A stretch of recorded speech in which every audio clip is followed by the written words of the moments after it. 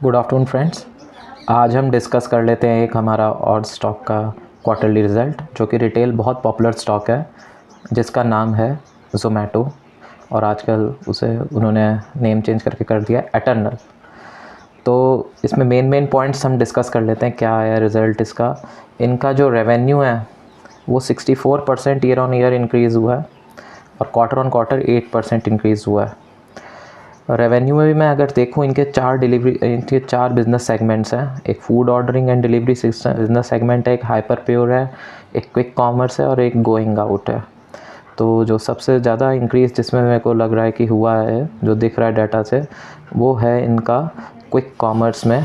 और ये quick commerce में ही काफ़ी ज़्यादा एग्रेसिवली ब्लिंकिट के थ्रू प्रोग्रेस कर रहे हैं। इस बार इनका एबिटा मार्जिन जो ईयर ऑन ईयर है वो 15% डिक्रीज़ हुआ है। 15% जो डिक्रीज़ हुआ है उसका मेन रीज़न यही है कि ये एग्रेसिवली स्टोर एक्सपेंशन कर रहे हैं ब्लिंकिट्स के।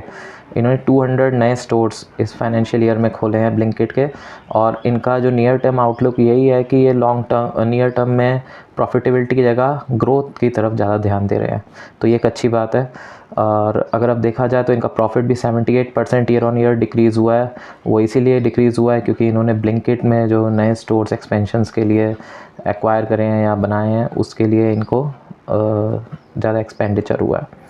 इसके अलावा देखा जाए तो इन्होंने इस फाइनेंशियल ईयर में 8500 करोड़ के देखूं मैं तो 8500 करोड़ के इन्होंने worth of QIB qualified institutional borrowers को शेयर्स दिया द प्राइस ऑफ 252.65। और देखा जाए तो इस बार इनके जो CEO हैं दीपेंद्र गोयल जी, इन्होंने बोला कि हम लोग ज़ोमैटो क्विक और एवरीडे जो हमारा एक बिज़नेस था वो ये शट डाउन कर रहे हैं क्योंकि वो बिज़नेस वायबिलिटी जो इकोनॉमिक्स है वो वायबल नहीं हो रहे हैं। इसके अलावा कंपनी काफ़ी अच्छा ग्रोथ दिखा रही है, एक्वायर कर रही है नए मतलब जो ब्लिंकिट के थ्रू नए स्टोर्स बना रही है, अपना प्रोडक्ट एक्सपेंशन ये करना चाहते हैं। फूड ऑर्डरिंग के लिए इनके CEO ने जो इन्वेस्टर्स की जो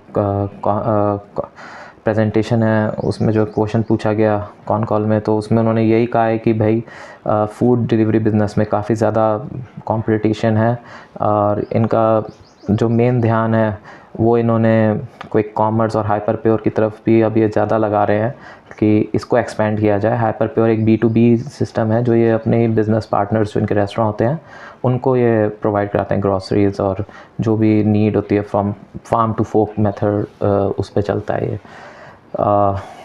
बाकी ये इसका रिज़ल्ट है। स्टॉक ग्रोथ की तरफ जा रहा है लेकिन इनको अपने मार्जिन संभालने पड़ेंगे। जो डिक्रीज़ हुआ है एबिटा मार्जिन उसको वापस इनको इम्प्रूव करना पड़ेगा। तो थैंक यू।